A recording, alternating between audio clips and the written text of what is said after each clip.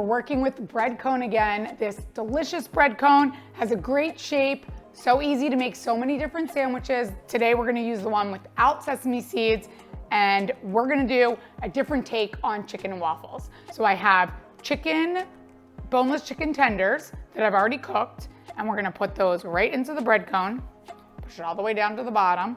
And then I have made a blueberry compote, which is like a blueberry maple syrup. And so we're gonna pour that right on top of the chicken. And I'm just gonna layer it.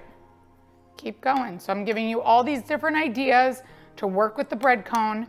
And I promise as soon as I have all of the ways you guys can order at home, I will put that on my website, link it. It will be on Instagram. So please follow Instagram, Nikki Gluckus, as well as bread cone.